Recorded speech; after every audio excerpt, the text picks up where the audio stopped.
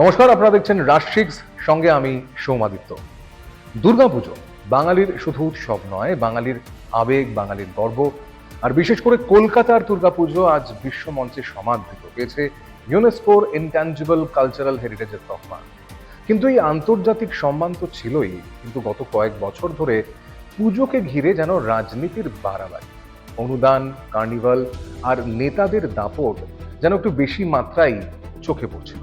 কিন্তু এবার বাংলায় পরিস্থিতি বদলেছে। রাজ্যে ঘটেছে রাজনৈতিক পালাবদল। আর এই পরিবর্তনের পর সবচেয়ে বড় যে প্রশ্নটা কলকাতার পুজো সংগঠকদের মনে ঘুরপাক খাচ্ছে তা হলো, নতুন সরকারের জমানায় দুর্গাপুজো কি আগের মতোই হবে? ভবিষ্যৎ কি? প্রত্যেকের মনে একটা শঙ্কা ছিল যে পুজোটা কিরম হবে, কিভাবে হবে, এইসব ব্যাপারগুলো আমাদের মাননীয় মুখ্যমন্ত্রী দুদিন আগেই ঘোষণা করেছেন যে পুজো আগে যেভাবে হতো তার থেকেও বড়ভাবে হবে। সেটা তো বলেছেন। আজকে আমাদের এই মঞ্চে তোমরাও ছিলে, দেখতে পেলে যে আমাদের অনেক প্রশাসনের সমস্ত শীর্ষ নেতৃত্বে সবাই অনেকে এসছেন, এসে তারা বলে গেলেন যে যেভাবে কলকাতার পুজো হতো তার চেয়েও বড় করে পুজো হবে, যে পুজো যারা করতেন যেভাবে করতেন সেভাবেই পুজো হবে। এটা আমাদের কাছে একটা বিরাট বার্তা। যদি বৈঠকে ডাকেন, যদি আমরা নিশ্চয়ই সেখানে সবাই যাব, যে আমরা কি কি চাইতে পারি, কিভাবে আরো পুজোটা ভালোভাবে করা যেতে পারে। আমরা আমাদের কোনো পজিটিভ সাজেশন, যেরকম কনস্ট্রাকটিভ সাজেশন সেটা দেওয়ার চেষ্টা করব এবং আশা করি ওনারা নিশ্চয়ই বসবেন। এখন 3-4 মাস দেরি আছে, তারপরে সবাই মিলে, সরকার এবং ফোরাম সবাই মিলে একসঙ্গে ভালো একটা পুজো উপহার দিতে পারবো পশ্চিমবঙ্গবাসীকে। নাকি রাজনৈতিক ওভারডোজ আরো বাড়বে? এই সমস্ত প্রশ্নের প্রথম ঝলক মিলল সম্প্রতি ফোরাম ফর দুর্গোৎসবের একটি অনুষ্ঠান। আজ রাজশিক্সের কথা হলো কলকাতার পুজোর বেশ কয়েকটি সংগঠনের সঙ্গে। এত বছর ধরে আমজনতার যে অভিযোগ ছিল যে কোথাও পুজো কমিটির মধ্যে রাজনীতির একটু বেশি মাত্রায় প্রয়োগ হয়ে গিয়েছে, সেই প্রশ্নেরও উত্তর আমরা খোঁজার চেষ্টা করলাম। শুধু পুজো কেন, কোনো ক্লাব প্রশাসন, ক্রীড়া প্রশাসন, কোনো জায়গাতেই ওরা রাজনীতি কাঠামো দিয়ে রাজনৈতিক ব্যক্তিত্বকে এটা পরিচালনার জন্য চাইছেন না। চাইছেন যারা করেন এই কাজটা তারাই সেটা ভালোভাবে করুন। খুবই সদর্থক দৃষ্টিভঙ্গি এবং এরমই হওয়া উচিত। তো সেটা ওনারা বলেছেন, আমরা আনন্দিত এবং সেইভাবেই আমরা চেষ্টা করবো আমাদের পুজোগুলোকে সেরকমভাবে করার। ইতিহাস সাক্ষী, বিগত তৃণমূল সরকারের আমলে কলকাতার দুর্গা পুজো একটা অন্য মাত্রা পেয়েছিল। এটা যেমন সত্যি, তেমনি এটাও সত্যি যে পুজো কমিটিগুলোর ওপর শাসক দলের নিয়ন্ত্রণ ছিল একচেটিয়া। পুজো সংগঠকরা সরকারি অনুদান থেকে শুরু করে বিদ্যুৎ বিলের ছাড়, কর্পোরেশনের লাইসেন্স সবকিছুই পেতেন অনায়াসে। কিন্তু শর্ত ছিল একটাই, মণ্ডপের হোর্ডিং থেকে শুরু করে উদ্বোধনের ফিতে কাটা সবেতেই থাকতে হবে তৎকালীন শাসক দলের শীর্ষ নেতাদের উপস্থিতি। ফোরাম ফর দুর্গোৎসবের মতো বড় সংগঠনের অনুষ্ঠানের মঞ্চে এতদিন যাদের আনাগোনা সবচেয়ে বেশি ছিল তারা ছিলেন তৃণমূলের হেভিওয়েট মন্ত্রী এবং নেতারা। কিন্তু 2026-এর বাংলায় হাওয়া বদল হয়েছে, পালা বদল হয়েছে। ফোরাম ফর দুর্গোৎসবের সাম্প্রতিক মায়ের জন্য রক্তদান অনুষ্ঠানে যে ছবি দেখা গেল তা এক ধাক্কায় অনেক সমীকরণ বদলে দিয়েছে। এতদিন যেখানে সেলুলয়েডের ফ্রেমে বন্দী হতেন চেনা কিছু সবুজ উত্তরীয় পরা মুখ, এবার সেই মঞ্চে দেখা গেল পদ্ম শিবিরের নেতা এবং মন্ত্রীদের। অর্থাৎ পুজো কমিটিগুলো বুঝতে পেরেছে হাওয়া যেদিকে পাল তুলতে হবে সেদিকেই। কিন্তু নতুন সরকারের থেকে এই আয়োজকদের প্রত্যাশা ঠিক কি? তারা কি শুধুই অনুদান চান নাকি চান স্বাধিকার? পুজোটা টাকার জন্য লাগে, টাকার পুজোতে টাকার একটা প্রচুর প্রয়োজন আছে। এখন সরকার যা সিদ্ধান্ত নেবে সেটা তো আমাদের মেনে চলতে হবে, কারণ প্রশাসন এবং সরকারকে নিয়েই আমরা পুজো করে থাকি। এটা অ্যাকচুয়ালি পশ্চিমবাংলার একটা প্রেস্টিজের ব্যাপার কলকাতার দুর্গা পুজোটা। আর ইউনেস্কো লেভেলে আমাদের যেহেতু পুজো পৌঁছে গেছে, তাই অনেক বিদেশিরা এই পুজোতে এখন আসে।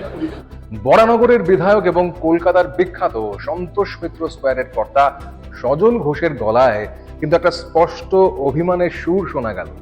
তিনি বিরোধী রাজনীতি করার অপরাধে বিগত সরকারের আমলে একাধিকবার পুজো নিয়ে আইনি এবং প্রশাসনিক জটিলতার সম্মুখীন হয়েছিলেন। তারই ক্ষোভ এবং অভিমান ইঙ্গিত দিচ্ছে যে পুজো কমিটিগুলোর অন্দরে এতদিন ধরে একটা চাপা অসন্তোষ কাজ করছিল, যা ক্ষমতার পরিবর্তনের সঙ্গে সঙ্গেই এখন প্রকাশ্যে আসতে শুরু করেছে। কিন্তু আমি একজন পুজো সংগঠক, আমি শুধু হোর্ডিং এ দেখতাম। আজকে এখানে আমি আসিনি, আমার রাজনৈতিক ক্ষমতার বৃদ্ধি হয়েছে আমার এবং আমার দলের, তাই চাচ্ছি। মায়ের নামে পুজো করবেন আর পিসির নামে আরাধনা করবেন, এই চলবে না কিন্তু। এ গল্পের দি এন্ড, এ গল্পের দি এন্ড। আমি আপনাদের কাছে, আমি রাজনীতি করব না পাল্টা, আমার দল বা আমার কালচার এটা আমায় শেখাই। আপনি যাদেরকে এবারে ডাকেননি সামনেবার তাদেরও ডাকবেন, যাদের আগে ডাকতেন এবারে ডাকেননি, শুধু রাজনৈতিক ক্ষমতা হারিয়েছে বলে। বিগত কয়েক বছরে কলকাতার পুজো নিয়ে সবচেয়ে বড় বিতর্ক যেটা তৈরি হয়েছিল তা হলো তিথির তোয়াক্কা না করে কিছু কিছু জায়গায় মহালয়ার আগেই, এমনকি কখনো কখনো পিতৃপক্ষের মাঝেই পুজোর উদ্বোধন।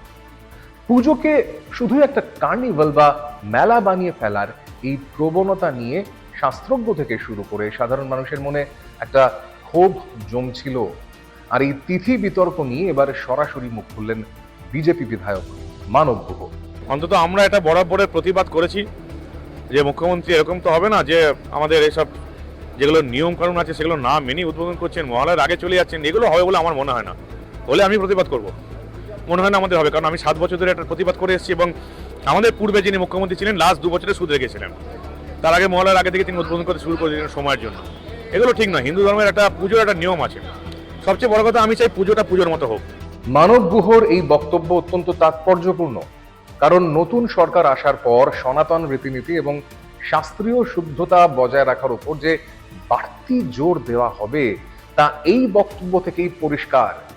পুজোকে রাজনৈতিক প্রচারের মঞ্চ না বানিয়ে তার ধর্মীয় এবং সাংস্কৃতিক গাম্ভীর্য ফিরিয়ে আনাই এখন নতুন প্রশাসনের কাছে বড় চ্যালেঞ্জ। বিতর্ক আর ক্ষোভের জায়গাগুলো বাদ দিলে একটা বিষয় কিন্তু পুজো উদ্যোক্তা থেকে শুরু করে সাধারণ মানুষ সবাই একমত। এবারও কলকাতার দুর্গাপুজো অনুষ্ঠিত হবে মহা সমারোহে, আরো বড় মাপে। কারণ রাজনীতি বদলাতে পারে, কিন্তু বাঙালির আবেগ তো আর পাল্টাবে না।